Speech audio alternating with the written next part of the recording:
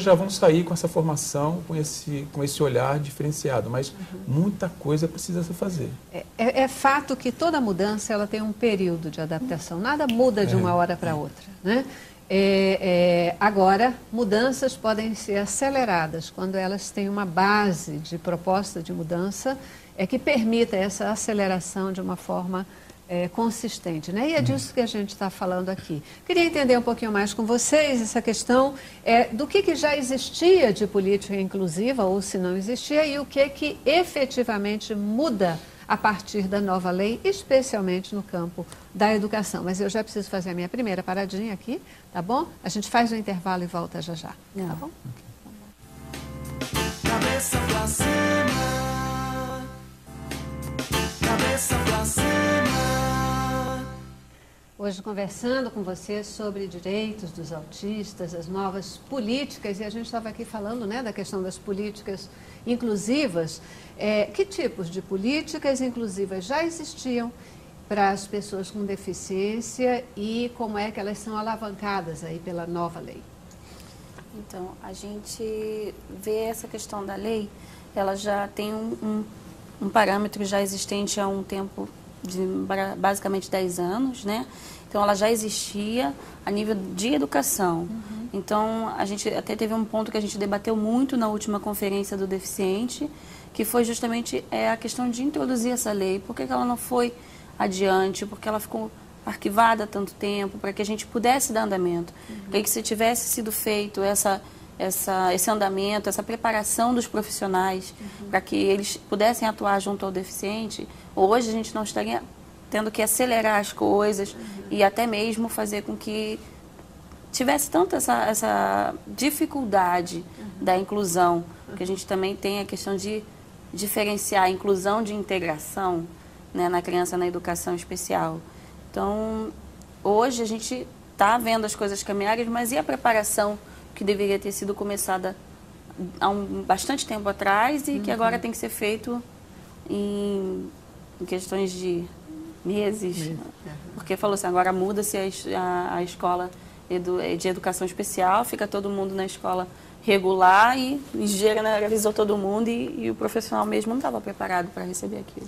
Eugênio, quais são os principais desafios desse novo momento da educação, dessa escola que agora recebe esse portador de autismo, né, para estar no contexto da escola? Desafios tanto para o deficiente, né, para essa pessoa, quanto para o sistema, para os professores, para a escola. Quais são esses principais desafios? São muitos, mas eu poderia apontar 3 básicos, né?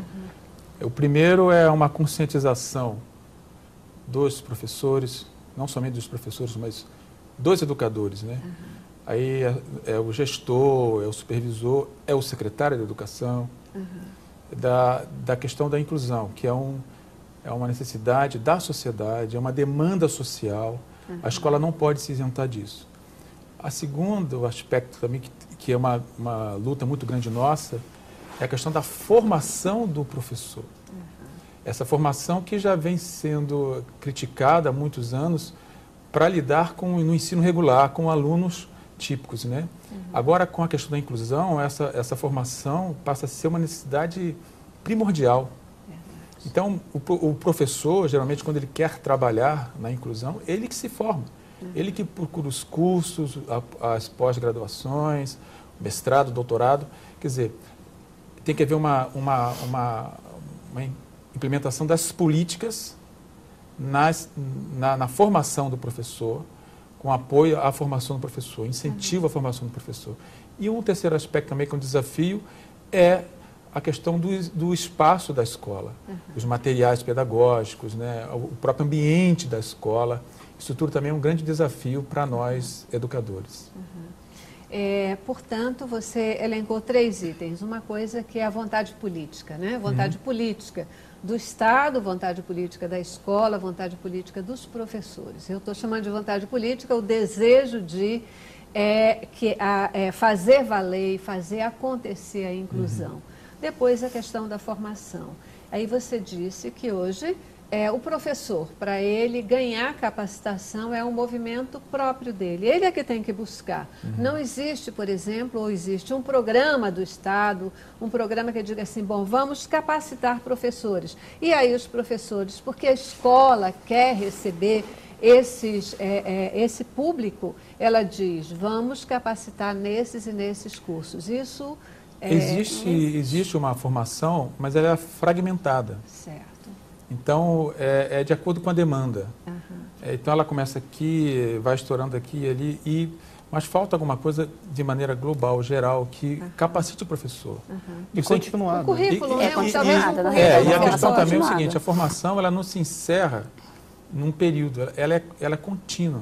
O professor ele tem que estar sempre, qualquer profissional tem que estar sempre se formando. Então, existe também uma necessidade do incentivo para que o professor se interesse. Aí você entra na questão da remuneração do professor.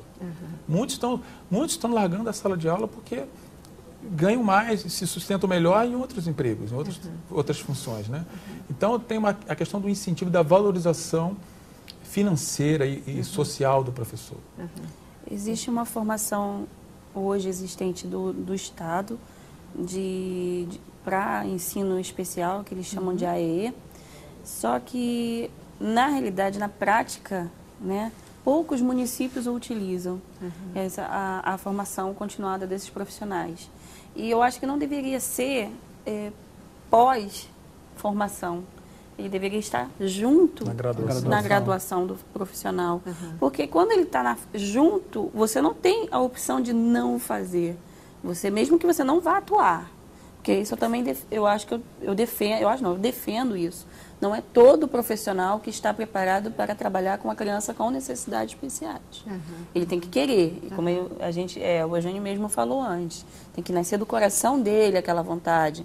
Porque mas ali ele tem que saber o quê? Na minha graduação, eu tive a preparação para trabalhar com crianças especiais, mas eu optei em não fazer. Entendeu? E eu acho que hoje tem... E eu acho que tem essa questão mesmo, né? Todo profissional, ele tem que estar em contínua atualização. O magistério é uma dessas profissões. A gente tem que estar em contínua atualização, sob pena de você ficar para trás no tempo. Isso, é claro que a questão da remuneração é fundamental, mas quase que a dedicação e a formação transcende um pouco essa questão, né?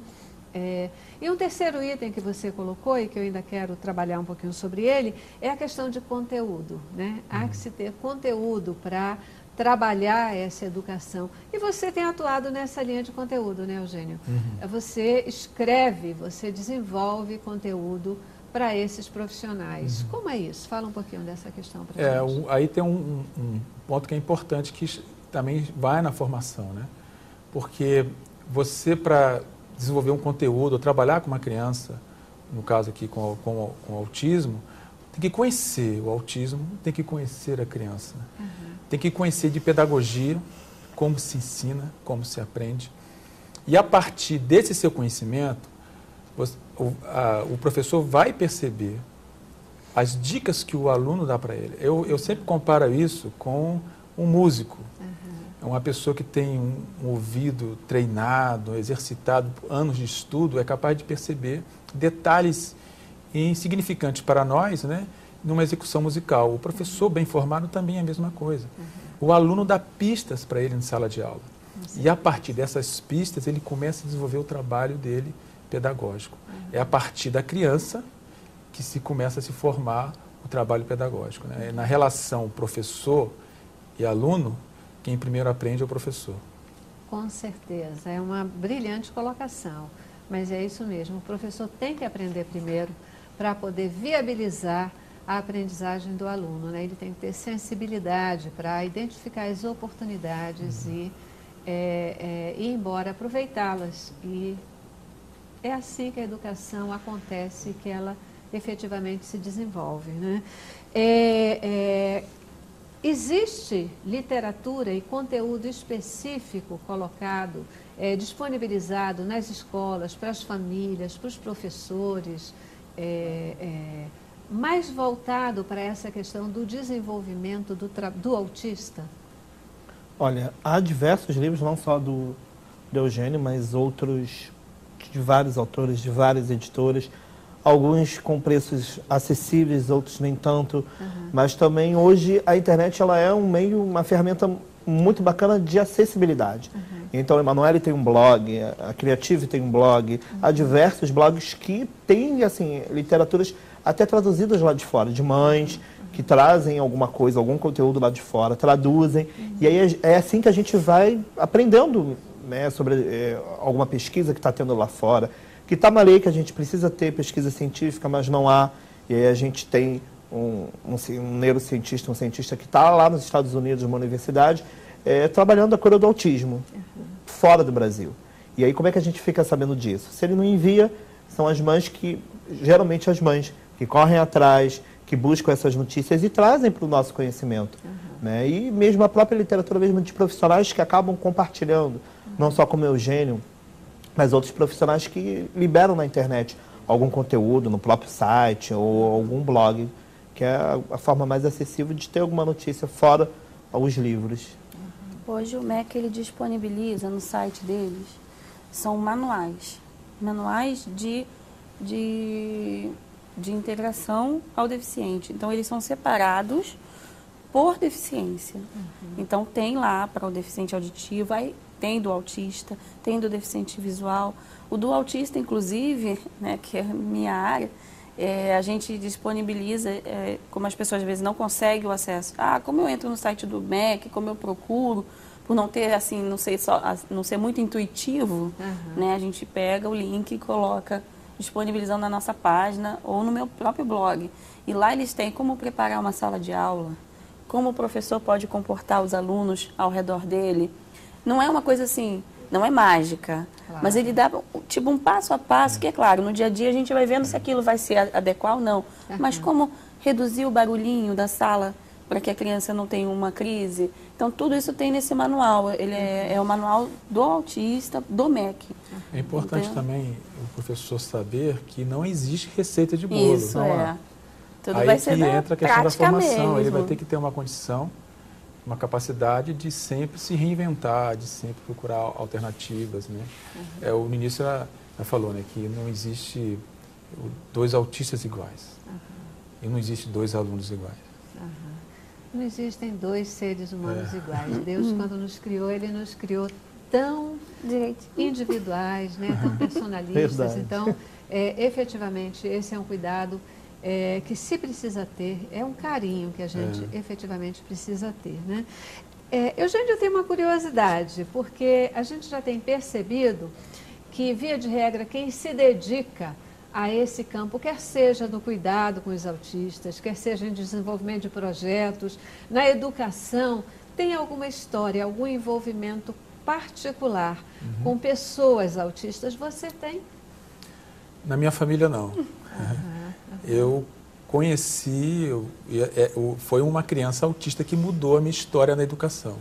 Na verdade, a minha formação original eu sou jornalista de formação. E comecei a trabalhar na educação por uma questão ligada à área da música, que eu também gosto de música.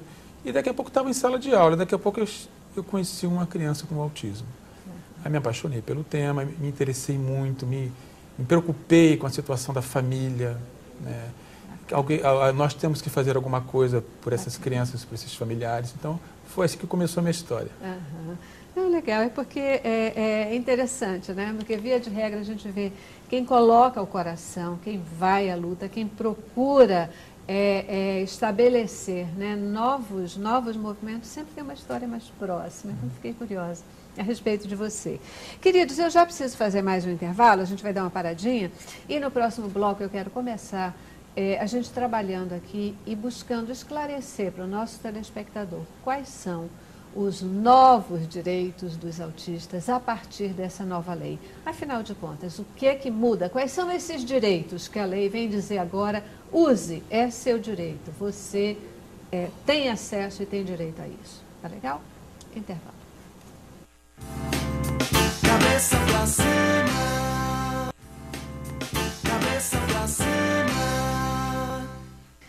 Você que está aí em casa, você conhece os direitos da pessoa que tem a deficiência do autismo? Eu ainda tenho alguma dificuldade, sabe, gente, de falar assim, deficiência do autismo. Não sei, é estranho, né? Talvez porque eu tenha, nos últimos tempos, sendo aculturada para dizer, pô, não é deficiência, não é deficiente, é só diferente. Aí, de repente,